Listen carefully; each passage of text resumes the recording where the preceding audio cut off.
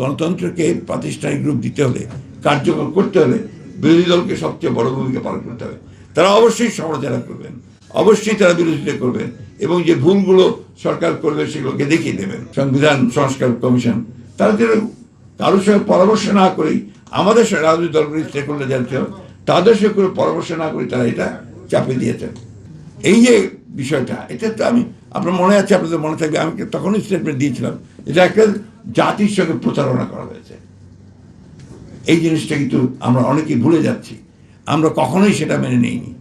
আমরা বারবার বলেছি যে আমরা এইখানে একমত নই। ওইভাবেই তো ইলেকশনটা হয়েছে, সেইভাবেই তো ম্যানিফেস্টো দিয়েছি আমরা, সেইভাবেই তো জনগণ আমাদেরকে ভোট দিয়েছে, দিয়ে আমরা সরকারে এসেছি। এখন আমরা যখন সরকারে এসে আমরা কিন্তু চেষ্টা করছি জুলাইয়ের ঘোষণার প্রতিটি অংশ অক্ষর আমরা যেগুলো স্বাক্ষর করেছি আমরা সেটা পালন করতে চাই এবং শুরু করেছি কাজ। আমরা ইতিমধ্যে অনেকগুলো কাজ হয়েছে।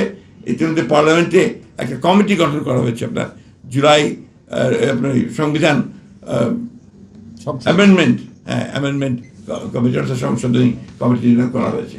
এখানে এখন আপনার শুরু হয়েছে শব্দ নিয়ে বিভেদ, ওটা সংস্কার হবে নাকি আপনার সংশোধন হবে।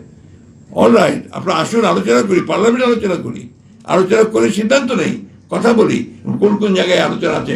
তখন যদি একমত না হয় বেরিয়ে যাবেন, আলোচনা করেন।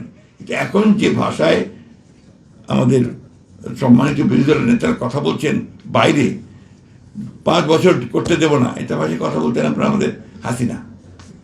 বিরোধী দল যখন আপনার গেল 91-এ, একটা দিনের জন্য শান্তিতে থাকতে দেব না, আজকে এই একই ভাষায় কথা বলতে শুরু করেছেন আপনার আমাদের বিরোধী দলের নেতারা।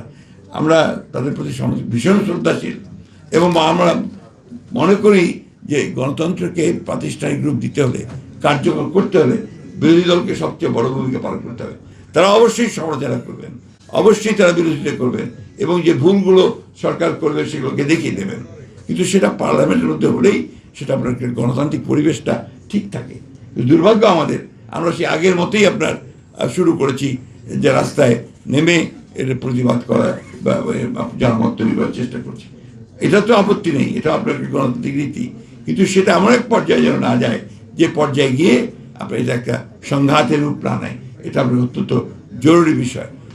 আমরা অবশ্যই নিন্দা জানাই যে সমস্ত জায়গাগুলোতে আপনার দু একটা ঘটনা ঘটেছে, এটা নিন্দনীয় এবং এটা অবশ্যই আইন শৃঙ্খলা রক্ষা বাহিনী নিরপেক্ষভাবে তদন্ত করে তার বিরুদ্ধে ব্যবস্থা গ্রহণ করবে, এটাও আমরা মনে করি।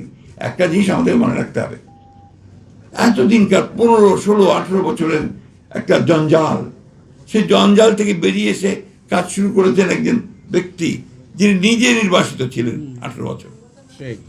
18 বছর পরে ফিরে এসে কিন্তু তিনি দেখেন প্রত্যেকটা জিনিস একটু পজিটিভ জিনিস দিয়ে শুরু করেছেন। তিনি বলেছেন নেমে এসেই কিন্তু তিনি সেই প্রথম যে তার জনসভা বা যে একটা রিসেপশন করার যে লোকজন গিয়েছিল সেখানে কিন্তু তিনি কোনো দলের কথা বলেননি, তিনি তখন কিন্তু বলছেন রাষ্ট্র গঠন করবার কথা। আই হ্যাভ এ প্ল্যান, একটা পরিকল্পনা আছে, আমি পরিকল্পনা নিয়ে এসেছি, আমরা আপনাদের সাথে কাজ করতে, সেটাই কিন্তু শুরু করেছেন।